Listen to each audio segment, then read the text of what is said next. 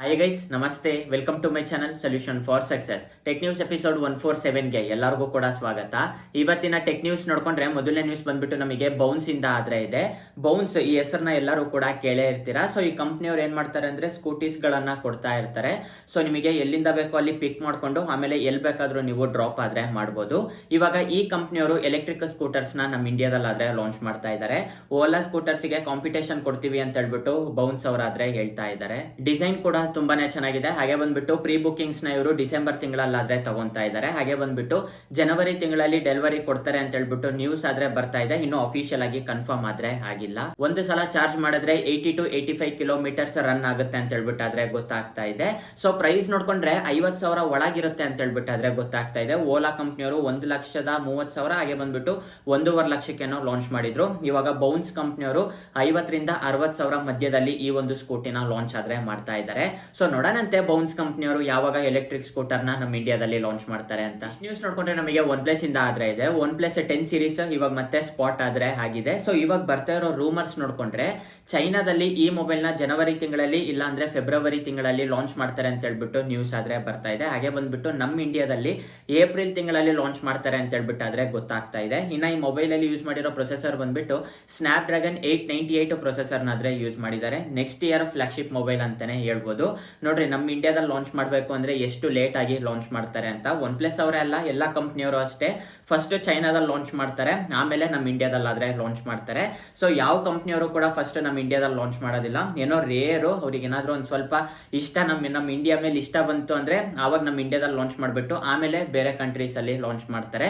ಇಲ್ಲ ಅಂದ್ರೆ almost all ಎಲ್ಲ ಕಂಪ್ನಿಯವರು ಕೂಡ ಫಸ್ಟ್ ಚೈನಾದಲ್ಲಿ ಲಾಂಚ್ ಮಾಡ್ಬಿಟ್ಟು ಆಮೇಲೆ ಅದೇ ಮೊಬೈಲ್ಸ್ ಗಳನ್ನ ರೀಬ್ರಾಂಡ್ ಮಾಡ್ಬಿಟ್ಟು ನಮ್ಮ ಇಂಡಿಯಾದಲ್ಲಾದ್ರೆ ಲಾಂಚ್ ಮಾಡ್ತಾರೆ. ನ್ಯೂಸ್ ನೋಡ್ಕೊಂಡ್ರೆ ನಮಗೆ BGMI ಇಂದ ಆದ್ರೆ ಇದೆ. BGMI ಅದೇ ಪಬ್ಜಿ. ಇವಾಗ ಪಬ್ಜಿ ಅಲ್ಲಿ 25 ಲಕ್ಷ ಅಕೌಂಟ್ಸ್ ನ ಬ್ಯಾನ್ ಆದ್ರೆ ಮಾಡಿದ್ದಾರೆ ಪರ್ಮನೆಂಟ್ ಆಗಿ. ಹಾಗೆ ಬಂದ್ಬಿಟ್ಟು ಟೆಂಪ್ರವರಿ ಆಗಿ ನೋಡ್ಕೊಂಡ್ರೆ 7 ಲಕ್ಷ ಅಕೌಂಟ್ಸ್ ನ ಚೆಕಿಂಗ್ ಅಲ್ಲಾದ್ರೆ ಇಟ್ಟಿದ್ದಾರೆ. ಸೊ ನನಗೆ ಅನ್ನಿಸ್ದಂಗೆ ಆ 7 ಲಕ್ಷ ಅಕೌಂಟ್ಸ್ ಕೂಡ ಪರ್ಮನೆಂಟ್ ಆಗಿ ಬ್ಯಾನ್ ಆದ್ರೆ ಮಾಡ್ತಾರೆ. ಏನಕ್ಕೆ ಬ್ಯಾನ್ ಮಾಡಿದ್ದಾರೆ ಅಂದ್ರೆ ಚೀಟಿಂಗ್ ಮಾಡ್ತಿದ್ದಾರೆ ಅಂತ ಹೇಳ್ಬಿಟ್ಟು, ಮೋಸ ಮಾಡಿ ಗೇಮ್ಸ್ ನ ಆಡ್ತಿದ್ದಾರೆ ಅಂತ ಹೇಳ್ಬಿಟ್ಟು 25 ಲಕ್ಷ ಅಕೌಂಟ್ಸ್ ನ ಪರ್ಮನೆಂಟ್ ಆಗಿ ಬ್ಯಾನ್ ಆದ್ರೆ ಮಾಡಿದ್ದಾರೆ. ಅದು ಕೂಡ ಬರೀ ಒಂದು ತಿಂಗಳಲ್ಲಿ 25 ಲಕ್ಷ ಅಕೌಂಟ್ಸ್ ನ ಬ್ಯಾನ್ ಆದ್ರೆ ಮಾಡಿದ್ದಾರೆ. ಒಂದ್ ಸ್ವಲ್ಪ ಹುಷಾರಾಗಿರಿ. ನಾವು ಮೋಸ ಮಾಡಿ ಆಡಿದ್ರೆ ಪಬ್ಜಿ ಅವ್ರಿಗೇನ್ ಗೊತ್ತಾಗೋದಿಲ್ಲ ಅಂತ ಹೇಳ್ಬಿಟ್ಟು ಯಾರಾದ್ರೂ ಆಡೋರಿದ್ರೆ ಸೊ ಇಲ್ಲಿಗೆ ಬಿಟ್ಬಿಟ್ಟು ಇವತ್ತಿಂದನಾದ್ರೂ ಜೆನ್ಯೂನ್ ಆಗಾಡ್ರಿ, ಇಲ್ಲ ಅಂದ್ರೆ ನಿಮ್ಮ ಅಕೌಂಟ್ ಕೂಡ ಬ್ಯಾನ್ ಆಗುತ್ತೆ. ನೆಕ್ಸ್ಟ್ ನ್ಯೂಸ್ ನೋಡ್ಕೊಂಡ್ರೆ ನಮಗೆ ರಿಯಲ್ಮಿ ಇಂದ ಆದ್ರೆ ಇದೆ. Realme GT master edition mobile ನ ಈಗಾಗಲೇ ನಮ್ಮ ಇಂಡಿಯಾದಲ್ಲಿ ಲಾಂಚ್ ಮಾಡಿದ್ರು. ಮಾಸ್ಟರ್ ಎಡಿಷನ್ ಅಂದ್ರೆ ಒಂದ್ ರೀತಿ ಸ್ಪೆಷಲ್ ಮೊಬೈಲ್ ಇದ್ದಂಗೆ, ಯಾವ್ದಾದ್ರು ಒಂದು ಮೊಬೈಲ್ ನ ಲಾಂಚ್ ಮಾಡ್ತಾರೆ. ಆದ್ರೆ ರಿಯಲ್ಮಿ ಅವ್ರಿಗೆ ಗೊತ್ತಲ್ಲ, ನಮ್ ಇಷ್ಟ, ನಾವೆಷ್ಟು ಬೇಕಾದ್ರೂ ಮಾಸ್ಟರ್ ಎಡಿಷನ್ ಲಾಂಚ್ ಮಾಡ್ತೀವಿ ಅಂತ. ಇವಾಗ ಇದೇ ಮೊಬೈಲ್ ಅಲ್ಲಿ ಹೊಸ ಕಲರ್ ಅಲ್ಲಿ ಇನ್ನ ಒಂದು ಮಾಸ್ಟರ್ ಎಡಿಷನ್ ಮೊಬೈಲ್ ನ ಲಾಂಚ್ ಆದ್ರೆ ಮಾಡ್ತಿದ್ದಾರೆ. ಸೊ ಕಲರ್ ನೋಡ್ಕೊಂಡ್ರೆ ಬ್ಲೂ ಕಲರ್ ಅಲ್ಲಾದ್ರೆ ಲಾಂಚ್ ಮಾಡ್ತಾ ಇದ್ದಾರೆ. ಈ ಮೊಬೈಲ್ ನ ನೋಡಿದ್ರೆ ನಾರ್ಮಲ್ ಮೊಬೈಲ್ ತರಾನೇ ಇದೆ, ಮಾಸ್ಟರ್ ಎಡಿಷನ್ ತರಾನೇ ಅನ್ನಿಸ್ತಾ ಇಲ್ಲ. ಆದ್ರೆ ಮೊಬೈಲ್ ನ ಯಾವಾಗ ಲಾಂಚ್ ಮಾಡ್ತಾರೆ ಅಂತ ಯಾವುದೇ ಇನ್ಫಾರ್ಮೇಶನ್ ಆದ್ರೆ ಹೊರಗೆ ಬಂದಿಲ್ಲ. ಜಸ್ಟ್ ಒಂದು ಫೋಟೋ ಆದ್ರೆ ಲೀಕ್ ಆಗಿದೆ. ಹಾಗೆ ಬಂದ್ಬಿಟ್ಟು ರಿಯಲ್ಮಿ ಅವರು ನಮ್ಮ ಇಂಡಿಯಾದಲ್ಲಿ ಈಗಾಗಲೇ ರಿಯಲ್ಮಿ ವಾಚ್ 2 ನ ಲಾಂಚ್ ಆದ್ರೆ ಮಾಡಿದ್ದಾರೆ. ಬ್ಲಾಕ್ ಕಲರ್ ಅಲ್ಲಿ ಏನೋ ಲಾಂಚ್ ಮಾಡಿದ್ದಾರೆ. ಇವಾಗ ಅದೇ ವಾಚ್ ಅಲ್ಲಿ ಗೋಲ್ಡ್ ಕಲರ್ ನ ಅತಿ ಶೀಘ್ರದಲ್ಲಿ ನಮ್ಮ ಇಂಡಿಯಾದಲ್ಲಾದ್ರೆ ಲಾಂಚ್ ಮಾಡ್ತಿದ್ದಾರೆ. ಡಿಸೆಂಬರ್ ತಿಂಗಳಲ್ಲಿ ಲಾಂಚ್ ಮಾಡ್ತಾರೆ ಅಂತ ಹೇಳ್ಬಿಟ್ಟು ನ್ಯೂಸ್ ಆದ್ರೆ ಇದೆ. ಇನ್ನು ಅಫಿಷಿಯಲ್ ಆಗಿ ಕನ್ಫರ್ಮ್ ಆದ್ರೆ ಆಗಿಲ್ಲ. ಸೊ ಗೋಲ್ಡ್ ಎಡಿಷನ್ ಗೆ ಎಷ್ಟು ಪ್ರೈಸ್ ಇಡ್ತಾರೋ ಗೊತ್ತಿಲ್ಲ. ನನಗೆ ಅನ್ನಿಸ್ದಂಗೆ ಜಾಸ್ತಿ ಪ್ರೈಸ್ ಇಡೋದಿಲ್ಲ, ಸೇಮ್ ಅದೇ ಪ್ರೈಸ್ ಅಲ್ಲೇ ಈ ಒಂದು ವಾಚ್ ನು ಕೂಡ ನಮ್ಮ ಇಂಡಿಯಾದಲ್ಲಾದ್ರೆ ಲಾಂಚ್ ಮಾಡ್ತಾರೆ. ನ್ಯೂಸ್ ನೋಡ್ಕೊಂಡ್ರೆ ನಮಗೆ ಓಲಾ ಇಂದ ಆದ್ರೆ ಇದೆ. ಓಲಾ ಎಲೆಕ್ಟ್ರಿಕ್ ಸ್ಕೂಟರ್ಸ್ ನ ಎಲ್ಲರೂ ಕೂಡ ನೋಡೇ ಇರ್ತೀರಾ. ನನಗಂತೂ one of the best scooters ಅಂತಾನೆ ಹೇಳ್ಬೋದು. ಯಾಕೆಂದ್ರೆ ಅದರ ಡಿಸೈನ್ ನನಗೆ ತುಂಬಾನೇ ಇಷ್ಟ. ಅಷ್ಟು ಚೆನ್ನಾಗಿ ಡಿಸೈನ್ ಆದ್ರೆ ಮಾಡಿದ್ದಾರೆ. ಇವರಲ್ಲಿ 2 ಸ್ಕೂಟಿ ಏನೋ ಲಾಂಚ್ ಮಾಡಿದ್ದಾರೆ. S1 ಹಾಗೆ ಬಂದ್ಬಿಟ್ಟು S1 Pro ಅಂತ ಹೇಳ್ಬಿಟ್ಟು. ಸೊ ಪ್ರೈಸ್ ಕೂಡ ಒಂದ್ ಸ್ವಲ್ಪ ಜಾಸ್ತಿನೇ ಇಟ್ಟಿದ್ದಾರೆ.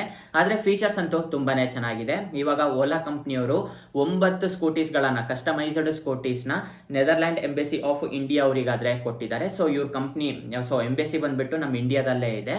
ಸೊ ಅವ್ರ ಲೋಗೋ ಬಂದ್ಬಿಟ್ಟು ಆರೆಂಜ್ ಕಲರ್ ಅಲ್ಲಾದ್ರೆ ಇರುತ್ತೆ. ಸೊ ಆರೆಂಜ್ ಕಾಂಬಿನೇಷನ್ ಅಲ್ಲಿ ಬರುತ್ತೆ. ಸೇಮ್ ಅದೇ ಕಲರ್ ನ ತಗೊಂಡು ಒಂದು 9 ಗಾಡಿನ ಇವರು ಕಸ್ಟಮೈಸ್ ಮಾಡ್ಬಿಟ್ಟು ನಾವೊಂದು ಎಂಬೆಸಿಗಾದ್ರೆ ಕೊಟ್ಟಿದ್ದಾರೆ. ಸೊ ಸ್ಕೂಟೀಸ್ ನೋಡ್ಕೊಂಡ್ರೆ ತುಂಬಾನೇ ಚೆನ್ನಾಗಿದೆ. ಇವರು ಎಲ್ಲಾ ಕಲರ್ಸ್ ಕೂಡ ತಂದಿದ್ದಾರೆ. ಆದ್ರೆ ಇವರು ಆರೆಂಜ್ ಕಲರ್ ತಂದಿರಲಿಲ್ಲ. ಆದ್ರೆ ಇವಾಗ ಡೆಡಿಕೇಟೆಡ್ ಆಗಿ 9 ಸ್ಕೂಟಿನ ಡಿಸೈನ್ ಮಾಡ್ಬಿಟ್ಟು ನೆದರ್ಲ್ಯಾಂಡ್ ಎಂಬೆಸಿ ಆಫ್ ಇಂಡಿಯಾಗಾದ್ರೆ ಕೊಟ್ಟಿದ್ದಾರೆ. ನೆಕ್ಸ್ಟ್ ನ್ಯೂಸ್ ನೋಡ್ಕೊಂಡ್ರೆ ನಮಗೆ ಆಪಲ್ ಇಂದ ಆದ್ರೆ ಇದೆ. ಆಪಲ್ ಕಂಪ್ನಿಯವರು ಆಪಲ್ ಕಾರ್ ಅಂತ ಹೇಳ್ಬಿಟ್ಟು ಒಂದು ಎಲೆಕ್ಟ್ರಿಕ್ ಕಾರ್ ಮೇಲೆ ವರ್ಕ್ ಮಾಡ್ತಿದ್ದಾರೆ ಅಂತ ಈಗಾಗಲೇ ತುಂಬಾ ಸಲ ಟೆಕ್ ನ್ಯೂಸ್ ಅಲ್ಲಾದ್ರೆ ಹೇಳಿದೀನಿ. ಇವಾಗ ಬರ್ತಾ ಇರೋ ನ್ಯೂಸ್ ನೋಡ್ಕೊಂಡ್ರೆ ಆಪಲ್ ಕಂಪ್ನಿಯವರು ಸೆಲ್ಫ್ ಡ್ರೈವಿಂಗ್ ಕಾರ್ ನ ಲಾಂಚ್ ಆದ್ರೆ ಮಾಡ್ತಾ ಇದ್ದಾರೆ. ಹಾಗೆ ಬಂದ್ಬಿಟ್ಟು ಈ ಕಾರ್ ಅಲ್ಲಿ ಆಪಲ್ ಕಂಪ್ನಿಗೆ ಸಂಬಂಧಪಟ್ಟ ಓನ್ ಕಸ್ಟಮ್ ಚಿಪ್ ಸೆಟ್ ನ ಯೂಸ್ ಆದ್ರೆ ಮಾಡ್ತಿದ್ದಾರೆ.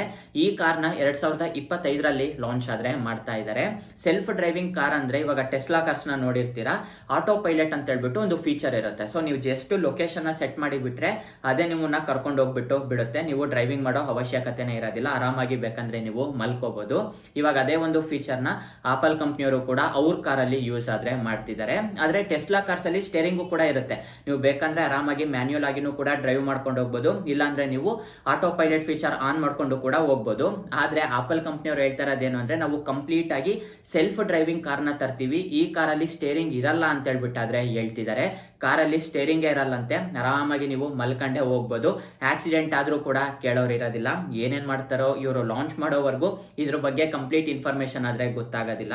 ಸೊ ನೋಡೋಣಂತೆ ಆಪಲ್ ಕಂಪ್ನಿಯವರು ಯಾವಾಗ ಆಪಲ್ ಕಾರ್ನ ಲಾಂಚ್ ಮಾಡ್ತಾರೆ ಅಂತ. ನೆಕ್ಸ್ಟ್ ನ್ಯೂಸ್ ನೋಡ್ಕೊಂಡ್ರೆ ನಮಗೆ ರೆಡ್ಮಿ ಇಂದ ಆದ್ರೆ ಇದೆ. ರೆಡ್ಮಿ ಅವರು ಮುಂದಿನ ತಿಂಗಳು ನಮ್ಮ ಇಂಡಿಯಾದಲ್ಲಿ ತುಂಬಾ ಮೊಬೈಲ್ಸ್ ನ ಲಾಂಚ್ ಆದ್ರೆ ಮಾಡ್ತಿದ್ದಾರೆ. ತುಂಬಾ ಅಂದ್ರೆ ತುಂಬಾ ಮೊಬೈಲ್ಸ್ ಏನಲ್ಲ, ರೀಸೆಂಟ್ ಆಗಿ ಚೈನಾದಲ್ಲಿ ಲಾಂಚ್ ಮಾಡಿದ್ರಲ್ಲ ರೆಡ್ಮಿ ನೋಟ್ 11 ಸೀರೀಸ್ ಮೊಬೈಲ್ಸ್, ಅದೇ ಮೊಬೈಲ್ಸ್ ನ ನಮ್ಮ ಇಂಡಿಯಾದಲ್ಲಿ ಒಂದ್ ಸ್ವಲ್ಪ ಸುಣ್ಣ ಬಳದ್ಬಿಟ್ಟಾದ್ರೆ ಲಾಂಚ್ ಮಾಡ್ತಿದ್ದಾರೆ. ಅದೇ ರೀಬ್ರ್ಯಾಂಡ್ ಮಾಡ್ಬಿಟ್ಟು ಲಾಂಚ್ ಆದ್ರೆ ಮಾಡ್ತಿದ್ದಾರೆ. ಮುಂದಿನ ತಿಂಗಳು ಒಂದು ಮೊಬೈಲ್ ನ ಲಾಂಚ್ ಮಾಡ್ತಿದ್ದಾರೆ, ರೆಡ್ಮಿ ನೋಟ್ 11T ಅಂತ ಹೇಳ್ಬಿಟ್ಟು. ಇದು ಯಾವುದು ಅಲ್ಲ, ಚೈನಾದಲ್ಲಿ ಲಾಂಚ್ ಮಾಡಿದಾರಲ್ಲ ರೆಡ್ಮಿ ನೋಟ್ 11, ಅದೇ ಮೊಬೈಲ್ ನ ರೀಬ್ರ್ಯಾಂಡ್ ಮಾಡ್ಬಿಟ್ಟು ರೆಡ್ಮಿ ನೋಟ್ 11T ಹೆಸರಲ್ಲಾದ್ರೆ ಲಾಂಚ್ ಮಾಡ್ತಿದ್ದಾರೆ. ಹಾಗೆ ಬಂದ್ಬಿಟ್ಟು Redmi note 11 Pro, note 11 Pro plus mobiles ನ ನಮ್ಮ ಇಂಡಿಯಾದಲ್ಲಿ ರೆಡ್ಮಿ ಹೆಸರಲ್ಲಿ ಲಾಂಚ್ ಮಾಡೋದಿಲ್ಲ, ಶೌಮಿ ಹೆಸರಲ್ಲಿ ರೀಬ್ರ್ಯಾಂಡ್ ಮಾಡ್ಬಿಟ್ಟು ಲಾಂಚ್ ಆದ್ರೆ ಮಾಡ್ತಿದ್ದಾರೆ. ಶೌಮಿ 11i, ಹಾಗೆ ಬಂದ್ಬಿಟ್ಟು 11i ಹೈಪರ್ ಚಾರ್ಜ್ ಅಂತ ಹೇಳ್ಬಿಟ್ಟು. ಹೈಪರ್ ಚಾರ್ಜ್ ಅಂತ ಯಾಕೆ ಇಟ್ಟಿದ್ದಾರೆ ಅಂದ್ರೆ ಈ ಮೊಬೈಲ್ 120 ವಾಟ್ ಫಾಸ್ಟ್ ಚಾರ್ಜರ್ ಗಾದ್ರೆ ಸಪೋರ್ಟ್ ಮಾಡುತ್ತೆ. ಪ್ರೈಸು ಕೂಡ ಒಂದ್ ಸ್ವಲ್ಪ ಜಾಸ್ತಿನೇ ಇರುತ್ತೆ. ನಿಮಗೆಲ್ಲರಿಗೂ ಕೂಡ ಒಂದು ಡೌಟ್ ಬರ್ಬೋದು, ಈ ಮೊಬೈಲ್ಸ್ ನ ಇವರು ಶೌಮಿಯಲ್ಲಿ ಯಾಕೆ ರೀಬ್ರ್ಯಾಂಡ್ ಮಾಡಿ ಲಾಂಚ್ ಮಾಡ್ತಿದ್ದಾರೆ, ರೆಡ್ಮಿ ಅಲ್ಲೇ ಲಾಂಚ್ ಮಾಡ್ಬೋದಲ್ಲ ಅಂತ ಹೇಳ್ಬಿಟ್ಟು. ಇವ್ರು ಏನಾದ್ರೂ ರೆಡ್ಮಿ ಹೆಸರಲ್ಲೇ ಲಾಂಚ್ ಮಾಡಿದ್ರೆ ಒಳ್ಳೆ ವ್ಯಾಪಾರ ಆದ್ರೆ ಆಗೋದಿಲ್ಲ.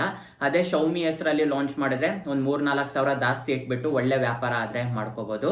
ಇವೆಲ್ಲ ನಾವು ಅವ್ರಿಗೆ ಹೇಳ್ಕೊಡೋ ಅವಶ್ಯಕತೆನೇ ಇಲ್ಲ, ಇವರೆಲ್ಲ ತುಂಬಾ ವರ್ಷದಿಂದ ಈ ಕೆಲಸನಾದ್ರೆ ಮಾಡ್ತಿದ್ದಾರೆ. ನೆಕ್ಸ್ಟ್ ನ್ಯೂಸ್ ನೋಡ್ಕೊಂಡ್ರೆ ನಮಗೆ ಆಪಲ್ ಇಂದ ಆದ್ರೆ ಇದೆ. ಆಪಲ್ ಕಂಪ್ನಿಯವರು ಒಂದು ಹೊಸ ಕೆಲಸನ ಸ್ಟಾರ್ಟ್ ಆದ್ರೆ ಮಾಡಿದ್ದಾರೆ, DIY ಅಂತ ಹೇಳ್ಬಿಟ್ಟು. ಏನಪ್ಪಾ ಇದು ಅಂದ್ರೆ ಡೂ ಇಟ್ ಯುವರ್ ಸೆಲ್ಫ್, ನಿಮ್ ಕೆಲಸನ ನೀವೇ ಮಾಡ್ಕೊಳ್ಳಿ ಅಂತ ಹೇಳ್ಬಿಟ್ಟು. ಆಪಲ್ ಕಂಪ್ನಿಯವ್ರು ಏನ್ ಹೇಳ್ತಿದ್ದಾರೆ ಅಂದ್ರೆ ಐಫೋನ್ 12 ಸೀರೀಸ್, ಹಾಗೆ ಬಂದ್ಬಿಟ್ಟು ಐಫೋನ್ 13 ಸೀರೀಸ್ ಯಾರ್ಯಾರೆಲ್ಲ ಯೂಸ್ ಮಾಡ್ತಿರ್ತೀರಲ್ಲ, ಇವಾಗ ನಿಮ್ಮ ಮೊಬೈಲ್ಗೆ ಏನೋ ಒಂದು ಪ್ರಾಬ್ಲಮ್ ಬಂದಿದೆ, ಡಿಸ್ಪ್ಲೇ ಒಡೆದೋಗಿದೆ, ಇಲ್ಲ ಅಂದ್ರೆ ಕೆಳಗೆ ಬಿದ್ದು ಬ್ಯಾಕ್ ಸೈಡ್ ಇರೋ ಗ್ಲಾಸ್ ಎಲ್ಲ ಒಡೆದೋಗಿದೆ ಅಂದ್ರೆ, ಸೊ ಏನಾದ್ರೂ ಆಗಿರ್ಬೋದು, ಒಟ್ಟು ನಿಮ್ಮ ಮೊಬೈಲಿಗೆ ಏನಾದ್ರೂ ರಿಪೇರ್ ಬಂತು ಅಂದ್ರೆ ಅದನ್ನ ರಿಪೇರಿ ಮಾಡಿಸ್ಕೊಳೋದಕ್ಕೋಸ್ಕರ ಆಪಲ್ ಶೋರೂಮ್ಗೆ ಬರ್ಬೇಕಂತೇನಿಲ್ಲ. ನಿಮಗೆ ಏನೇನೆಲ್ಲ ಪಾರ್ಟ್ಸ್ ಬೇಕೋ ಅದನ್ನೆಲ್ಲ ನೀವು ಆಪಲ್ ವೆಬ್ಸೈಟ್ ಅಲ್ಲಿ ಆರ್ಡರ್ ಮಾಡಿದ್ರೆ ನಿಮ್ಮ ಮನೆಗೆ ಬರುತ್ತೆ, ಮನೇಲಿ ಕುತ್ಕೊಂಡೆ ರಿಪೇರ್ ಮಾಡ್ಕೋಬಹುದು ಅಂತ ಹೇಳ್ಬಿಟ್ಟು ಆಪಲ್ ಕಂಪ್ನಿಯವರಾದ್ರೆ ಹೇಳ್ತಿದ್ದಾರೆ. ಆಪಲ್ ಕಂಪ್ನಿಯವರಿಗೆ ಇಂತಿಂತ ಐಡಿಯಾ ಎಲ್ಲಿಂದ ಬರುತ್ತೋ ನನಗಂತೂ ಗೊತ್ತಿಲ್ಲ. ಯಾಕೆಂದ್ರೆ ಮನೆಗೆ ಇರೋರೆಲ್ಲ ಏನ್ ಮೆಕ್ಯಾನಿಕ್ಗಳಲ್ಲ, ಅವ್ರ ಪಾರ್ಟ್ಸ್ ಕಳೆದ ತಕ್ಷಣ ನಾವು ಮನೇಲಿ ಕುತ್ಕೊಂಡು ರಿಪೇರಿ ಮಾಡೋದಕ್ಕೆ. ಅದ್ ಯಾವ ರೀತಿ ಯೋಚನೆ ಮಾಡ್ತಿದಾರೋ, ಏನಕ್ಕಿಂತ ಕೆಲಸಗಳು ಮಾಡ್ತಾರೋ ನನಗಂತೂ ಗೊತ್ತಿಲ್ಲ. ಇವಾಗ ಆಪಲ್ ಕಂಪ್ನಿಯವರು ಈ ಕೆಲಸನ ಸ್ಟಾರ್ಟ್ ಮಾಡಿದ್ದಾರೆ ಅಂದ್ರೆ ಬೇರೆ ಕಂಪ್ನಿಯವರು ಕೂಡ 100% ಇವ್ರ ದಾರಿನೇ ಹಿಡಿತಾರೆ. ಆಪಲ್ ಕಂಪ್ನಿಯವರು ಹೇಳ್ತಾ ಇರೋದೇನು ಅಂದ್ರೆ ತುಂಬಾ ಜನಕ್ಕೆ ಮೊಬೈಲ್ಸ್ ಗಳನ್ನ ಸರ್ವಿಸ್ ಸೆಂಟರ್ಗೆ ಕೊಡ್ಬೇಕು ಅಂದ್ರೆ ಇಷ್ಟ ಆಗೋದಿಲ್ಲ, ಸೊ ನಾವೇ ರಿಪೇರ್ ಮಾಡ್ಕೋಬೇಕು ಅಂತ ತುಂಬಾ ಜನಕ್ಕೆ ಇಷ್ಟ ಇರುತ್ತೆ. ಅದಕ್ಕೆ ನಾವು ಈ ಒಂದು ಕೆಲಸನ ತಂದಿದೀವಿ, DIY ನ ತಂದಿದೀವಿ ಅಂತ ಹೇಳ್ಬಿಟ್ಟು ಆಪಲ್ ಕಂಪ್ನಿಯವರಾದ್ರೆ ಹೇಳ್ತಾ ಇದ್ದಾರೆ. ನಿಜವಾಗ್ಲೂ ಅದ್ ಯಾರು ಬಂದು ಆಪಲ್ ಕಂಪ್ನಿಯವ್ರ ಹತ್ರ ಈ ವಿಷಯ ಹೇಳಿದಾರೋ ನನಗಂತೂ ಗೊತ್ತಿಲ್ಲ. ಯಾರು ಕೂಡ ಮನೆ ಕುತ್ಕೊಂಡು ರಿಪೇರಿ ಮಾಡೋದಿಲ್ಲ, ಇನ್ನ 1-2 ಸಾವಿರ ಹೋದ್ರೂ ಪರವಾಗಿಲ್ಲ, ಅವರೇ ಮಾಡ್ಕೊಡ್ಲಿ ಅಂತ ಹೇಳ್ಬಿಟ್ಟು ಸರ್ವಿಸ್ ಸೆಂಟರ್ಗೆ ತಗೊಂಡೋಗ್ಬಿಟ್ಟು ಮೊಬೈಲ್ನಾದ್ರೆ ಕೊಟ್ಟು ಬರ್ತೀವಿ. ಆದ್ರೆ ಇವ್ರು ನೋಡಿದ್ರೆ ನೀವೇ ಮನೇಲಿ ರಿಪೇರಿ ಮಾಡ್ಕೊಳ್ಳಿ ಅಂತ ಹೇಳ್ಬಿಟ್ಟು ಆಪಲ್ ಕಂಪ್ನಿಯವರಾದ್ರೆ ಹೇಳ್ತಿದ್ದಾರೆ.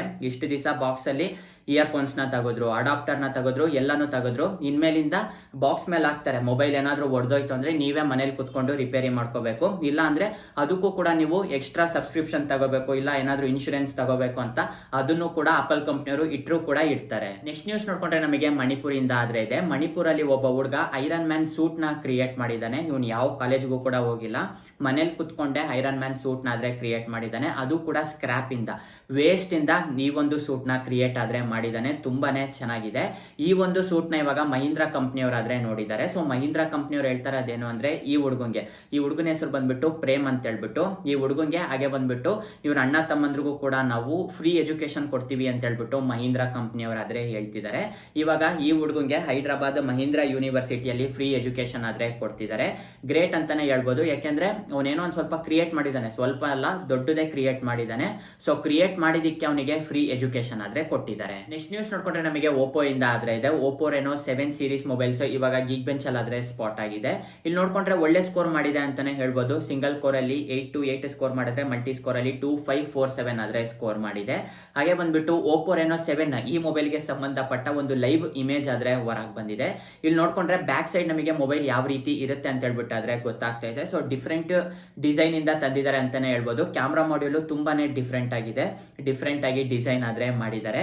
ಈ ಮೊಬೈಲ್ಸ್ ನ ಯಾವಾಗ ಲಾಂಚ್ ಮಾಡ್ತಾರೆ ಅಂತ ಯಾವುದೇ ಇನ್ಫಾರ್ಮೇಶನ್ ಆದ್ರೆ ಹೊರಗೆ ಬಂದಿಲ್ಲ. ಜಸ್ಟ್ ಒಂದು ಫೋಟೋ ಆದ್ರೆ ಲೀಕ್ ಆಗಿದೆ. ರೀಸೆಂಟ್ ಆಗಿ 6 ಸೀರೀಸ್ ನ ಲಾಂಚ್ ಮಾಡಿದ್ದಾರೆ, ಆಗ್ಲೇ 7 ಸೀರೀಸ್ ಆದ್ರೆ ಲಾಂಚ್ ಮಾಡ್ತಿದ್ದಾರೆ. ಇವರಂತೂ ಉದೋ ಅಂತ ಹೇಳ್ಬಿಟ್ಟು ಸುಮ್ಮನೆ ಒಂದೊಂದು ಮೊಬೈಲ್ಸ್ ನ ಲಾಂಚ್ ಮಾಡ್ತಾ ಇದ್ದಾರೆ.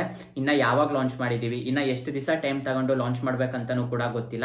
ಏನೋ ಸುಮ್ಮನೆ ಎಲ್ಲ ಅಂಗಡಿಗೆ ಹೋದ್ರು ಕೂಡ ನಮ್ಮ ಮೊಬೈಲ್ಸ್ ಇರ್ಬೇಕಪ್ಪ, ಬಾಕ್ಸ್ ಇರ್ಬೇಕಪ್ಪ ಅಂತ ಹೇಳ್ಬಿಟ್ಟು ಮೊಬೈಲ್ಸ್ ಗಳನ್ನಾದ್ರೆ ಲಾಂಚ್ ಮಾಡ್ತಿದ್ದಾರೆ. ನೆಕ್ಸ್ಟ್ ನ್ಯೂಸ್ ನೋಡ್ಕೊಂಡ್ರೆ ನಮಗೆ ಮೊಟೋರೋಲಾ ಇಂದ ಆದ್ರೆ ಇದೆ ಮೋಟೋ ಜಿ ಪವರ್ 2022 ಈ ಮೊಬೈಲ್ ನ ಇವತ್ತು US ಅಲ್ಲಾದ್ರೆ ಲಾಂಚ್ ಮಾಡಿದ್ದಾರೆ. ಈ ಮೊಬೈಲ್ ಸ್ಪೆಸಿಫಿಕೇಶನ್ಸ್ ನೋಡ್ಕೊಂಡ್ರೆ ಡಿಸ್ಪ್ಲೇ ಸೈಜ್ ಬಂದ್ಬಿಟ್ಟು 6.5 ಇಂಚಸ್ HD ಪ್ಲಸ್ ಡಿಸ್ಪ್ಲೇ ಇಂದ ಬರುತ್ತೆ. 90 Hz ರಿಫ್ರೆಶ್ ರೇಟ್ ಗೆ ಸಪೋರ್ಟ್ ಮಾಡುತ್ತೆ. ಸ್ಟೋರೇಜ್ ನೋಡ್ಕೊಂಡ್ರೆ 64 GB ಇರುತ್ತೆ, ರ್ಯಾಮ್ ನೋಡ್ಕೊಂಡ್ರೆ 4 GB ಇರುತ್ತೆ. ಇನ್ನ ಇದರಲ್ಲಿ ಯೂಸ್ ಮಾಡಿರೋ ಪ್ರೊಸೆಸರ್ ಬಂದ್ಬಿಟ್ಟು MediaTek Helio G37 ಈ ಪ್ರೊಸೆಸರ್ ನಾದ್ರೆ ಯೂಸ್ ಮಾಡಿದ್ದಾರೆ. ಇನ್ನ ಕ್ಯಾಮ್ರಾ ವಿಷಯಕ್ಕೆ ಬಂದರೆ ರೇಟ್ ಸೈಡ್ ನಿಮಗೆ ಟ್ರಿಪಲ್ ಕ್ಯಾಮ್ರಾ ಸೆಟಪ್ ಇರುತ್ತೆ. Main camera 50 mega pixel, secondary camera 2 mega pixel macro sensor, third camera 2 mega pixel depth sensor, front camera 8 mega pixel ಇರುತ್ತೆ. Android 11 ಇಂದ ಬರುತ್ತೆ. ಬ್ಯಾಟರಿ ನೋಡ್ಕೊಂಡ್ರೆ 5000 mAh ಬ್ಯಾಟರಿ ಇರುತ್ತೆ. 10 ವಾಟ್ ಫಾಸ್ಟ್ ಚಾರ್ಜರ್ ಗಾದ್ರೆ support ಮಾಡುತ್ತೆ. ಇನ್ನ ಈ ಮೊಬೈಲ್ ಪ್ರೈಸ್ ನೋಡ್ಕೊಂಡ್ರೆ 14,840 ಆದ್ರೆ ಇಟ್ಟಿದ್ದಾರೆ. ಪರವಾಗಿಲ್ಲ, ಒಳ್ಳೆ ಪ್ರೈಸ್ ಅಲ್ಲೇ ಲಾಂಚ್ ಮಾಡಿದ್ದಾರೆ. ಈ ಮೊಬೈಲ್ಸ್ ನ ನಮ್ಮ ಇಂಡಿಯಾದಲ್ಲಿ ಲಾಂಚ್ ಮಾಡ್ತಾರ ಇಲ್ಲ ಯಾವುದೇ ಇನ್ಫಾರ್ಮೇಶನ್ ಆದ್ರೆ ಹೊರಗೆ ಬಂದಿಲ್ಲ. ಸೊ ನೋಡೋಣಂತೆ ಮೋಟೋ ಜಿ ಪವರ್ 2022 ಮೊಬೈಲ್ ನ ಯಾವಾಗ ಲಾಂಚ್ ಮಾಡ್ತಾರೆ ಅಂತ. ಸೊ ಇಷ್ಟ ಗೈಸ್ ಇವತ್ತು ನನಗೆ ಇಂಟ್ರೆಸ್ಟಿಂಗ್ ಅನ್ಸಿರೋ ಟೆಕ್ ನ್ಯೂಸ್ ಆದ್ರೆ ಈ ವಿಡಿಯೋ ನಿಮಗೆ ಇಷ್ಟ ಆಯ್ತು ಅನ್ಕೊಂತೀನಿ. ಈ ವಿಡಿಯೋ ನಿಮಗೆ ಇಷ್ಟ ಆಗಿದ್ರೆ ಲೈಕ್ ಮಾಡಿ, ಶೇರ್ ಮಾಡಿ, ಹಾಗೆ ಕೆಳಗಡೆ ಸಬ್ಸ್ಕ್ರೈಬ್ ಬಟನ್ ಇರುತ್ತೆ, ಸಬ್ಸ್ಕ್ರೈಬ್ ಮಾಡ್ಕೊಳೋದನ್ನ ಮಾತ್ರ ಮರಿಬೇಡಿ. Thank you guys.